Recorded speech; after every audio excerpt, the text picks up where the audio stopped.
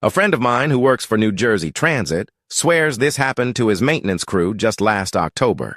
They were doing routine track inspection near Bud Lake around 2:30 a.m. on a foggy Tuesday morning when they heard the unmistakable sound of metal scraping against metal echoing through the darkness.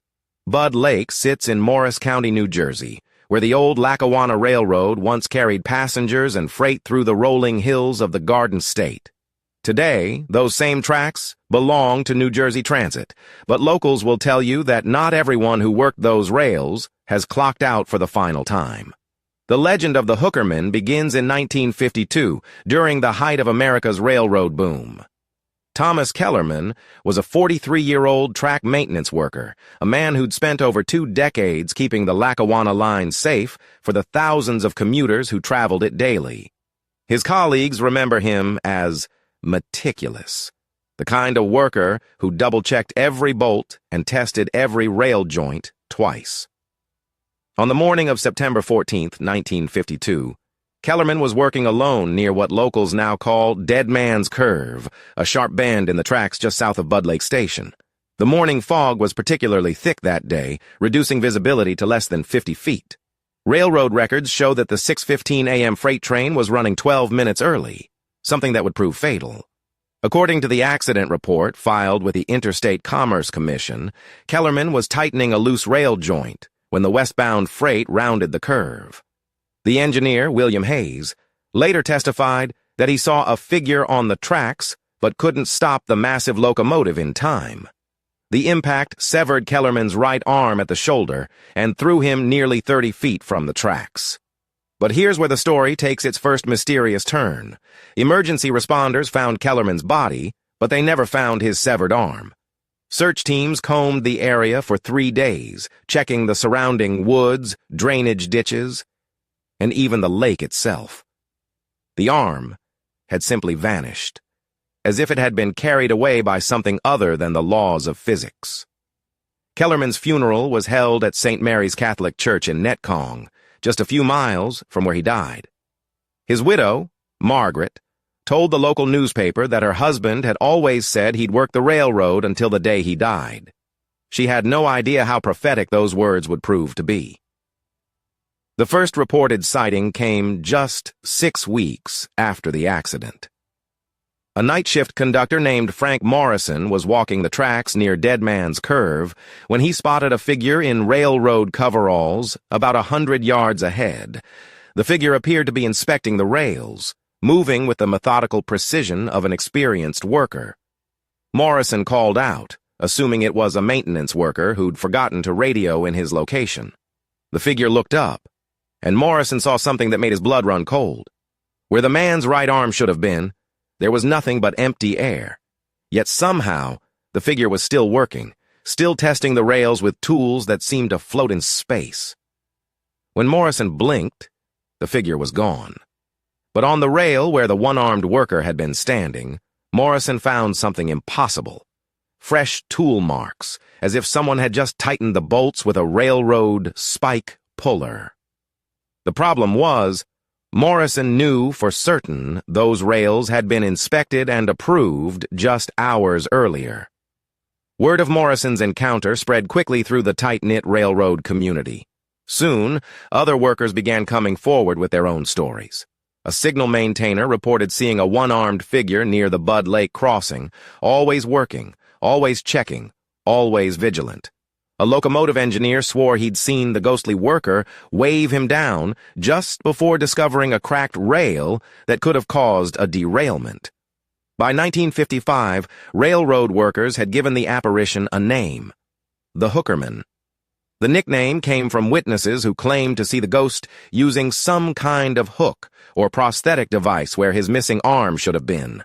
Others insisted they saw spectral tools floating in the air, operated by the phantom limb of a man who refused to let death end his dedication to railroad safety. The sightings weren't limited to railroad employees. Local teenagers who dared each other to walk the tracks at night often reported encounters with a one-armed figure who would appear suddenly, inspect their presence, then vanish just as quickly. Unlike typical ghost stories, the Hookerman never seemed malevolent.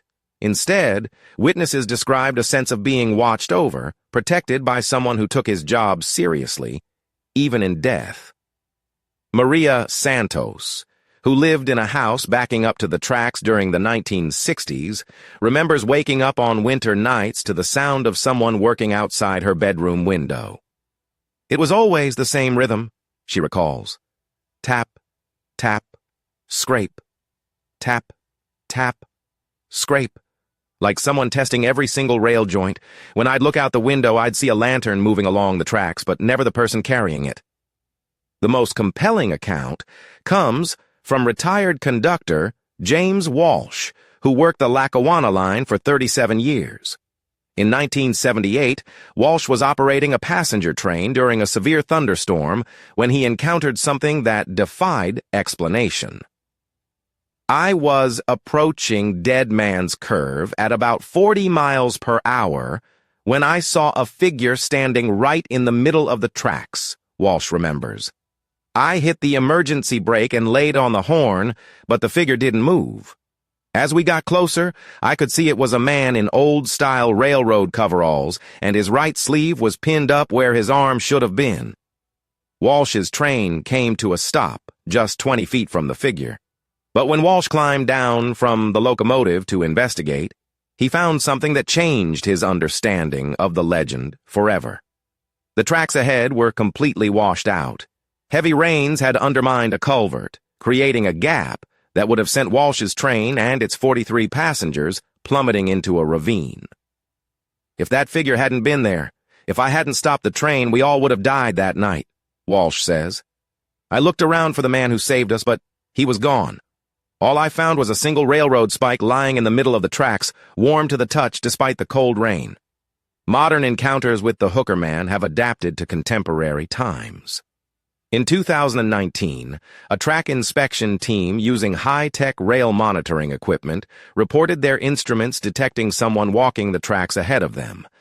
But their thermal imaging cameras showed nothing. The electronic sensors registered the footsteps, the weight distribution, even the vibrations of someone working with metal tools. But there was no one there. Cell phone videos posted to social media have captured strange lights moving along the Bud Lake tracks at night, always in the same methodical pattern. Audio recordings picked up what sounds like someone hammering metal, testing rail joints, and moving with the steady rhythm of an experienced worker. But every attempt to photograph or film the Hookerman directly has resulted in blurred images or mysteriously corrupted files. Local paranormal investigators have documented electromagnetic anomalies near Dead Man's Curve, particularly during the early morning hours when Kellerman was killed. Temperature drops, unexplained sounds, and the distinct smell of machine oil have all been recorded in the area. Most intriguingly, several investigations have detected what appears to be a one-armed heat signature on thermal imaging equipment. The New Jersey Transit Authority officially denies any supernatural activity along their tracks, but veteran employees tell a different story.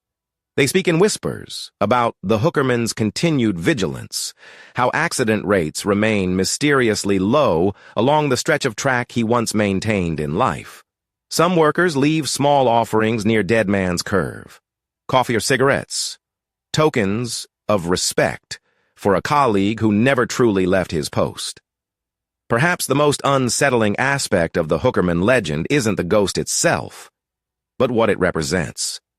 Thomas Kellerman was a man so dedicated to his job, so committed to keeping others safe, that not even death could make him abandon his responsibilities. His phantom presence serves as both comfort and warning, a reminder that some duties transcend the boundary between life and death.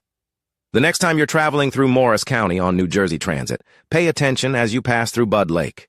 If you see a lone figure walking the tracks in the early morning mist, a worker checking rail joints with tools that shouldn't exist, you might be witnessing something that challenges everything we think we know about death and dedication. And if your train suddenly slows down for no apparent reason, if the engineer applies the brakes without explanation, remember Thomas Kellerman. Because somewhere in the darkness ahead, a one-armed railroad worker might still be doing his job, protecting strangers with the same devotion that cost him his life 70 years ago.